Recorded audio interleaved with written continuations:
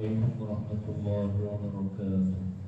لله القائل أعوذ بالله من الشيطان الرجيم وقل اعملوا فسيرى الله عملكم ورسوله والمؤمنون وستردون إلى عالم الغيب والشهادة فينبئكم بما كنتم تعملون.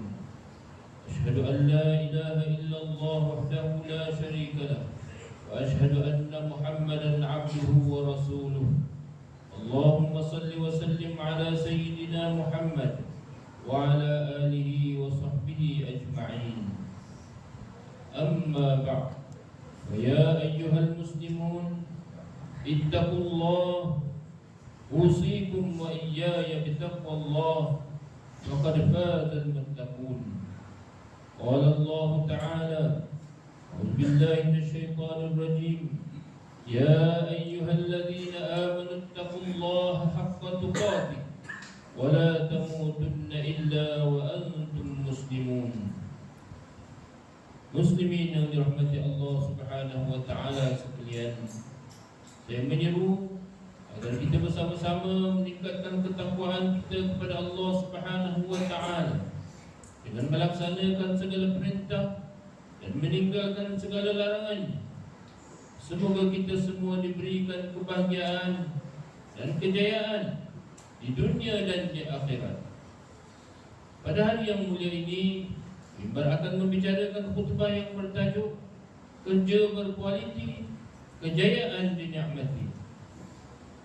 Hadirin jemaah yang dirahmati Allah Subhanahu wa taala, konsep kualiti dalam Islam merujuk kepada usaha mencapai kecemerlangan dalam setiap aspek kehidupan, berlandaskan ajaran Al-Quran dan As-Sunnah.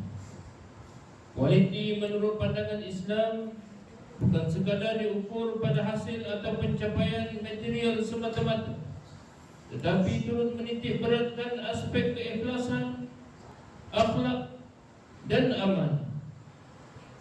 Ingatlah, setiap tugas yang dipikul oleh seorang Muslim, kecil atau besar, pada hakikatnya adalah amanah daripada Allah Subhanahu wa taala.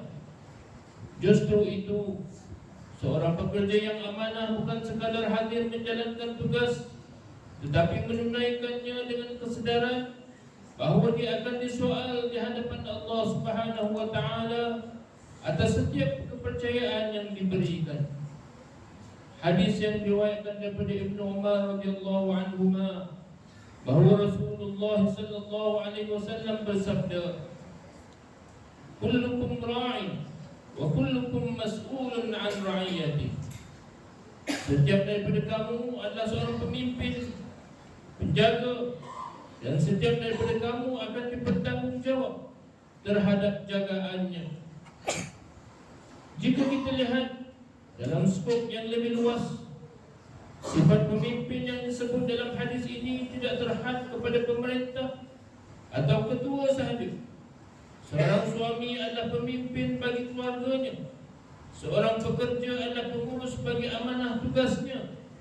Dan seorang peniaga adalah pemegang amanah bagi kejujuran urusan niaganya.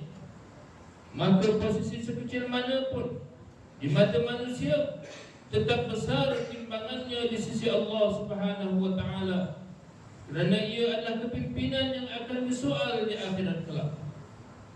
Imam An-Nawawi rahimahullah menjelaskan bahawa setiap orang yang diberikan tanggungjawab terhadap sesuatu urusan, maka dia dituntut untuk berlaku adil serta menunaikan segala kemaslahatannya, baik dalam urusan agama, dunia dan segala perkara yang berkaitan dengannya.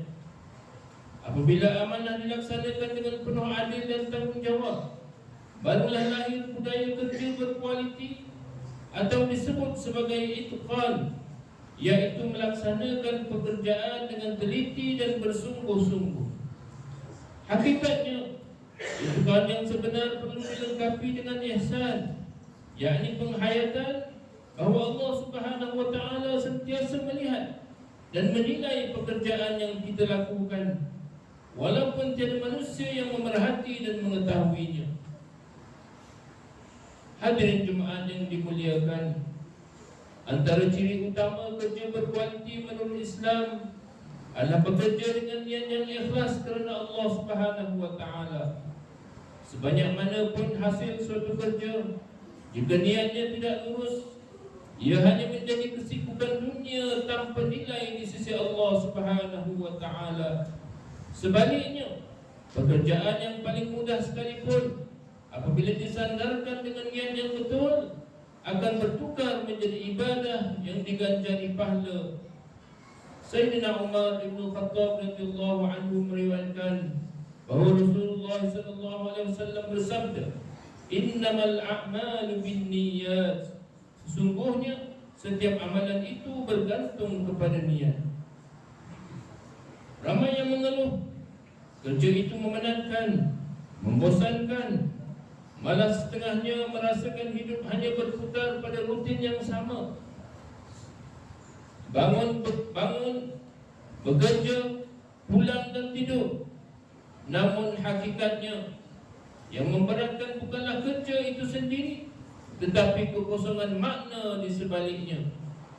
Apabila seorang guru meniatkan pengajarannya sebagai wasilah menyebarkan ilmu, dan seorang doktor meniatkan perawatannya sebagai wasilah meringankan penderitaan manusia, kerja yang sama tidak lagi terasa seperti belenggu.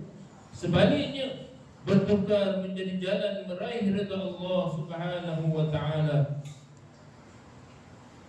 Hadirin Jumaat yang berbahagia, sejauh mana pun kita bercakap tentang keikhlasan dan pahala di sisi Allah Subhanahu wa taala, realitinya pada hari ini terdapat sebahagian masyarakat yang masih memandang ringan terhadap kualiti dan amanah dalam pekerjaan.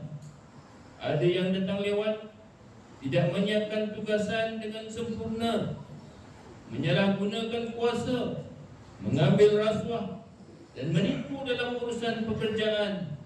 Semua ini berpunca daripada lunturnya ketakwaan dalam diri, sehingga seseorang sanggup mengambil apa yang bukan haknya. Firman Allah dalam surah Al-Baqarah ayat 188, A'udzubillahi minasyaitonir rajim. ولا تأكلوا أموالكم بينكم بالباطل وتدلوا بها إلى الحكام لتأكلوا فريقا من أموال الناس بالإثم وأنتم تعلمون. Dan janganlah kamu memakan atau mengambil harta orang lain antara kamu dengan jalan yang batil.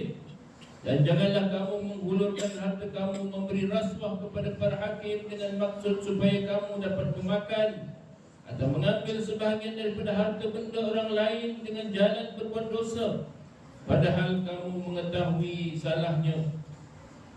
Pengajaran daripada ayat ini nyata bahawa harta yang diperoleh melalui jalan yang haram tidak akan pernah mendatangkan ketenangan. Walaupun zahirnya kelihatan mewah, namun hakikatnya ia dibina di atas kezaliman terhadap hak orang lain.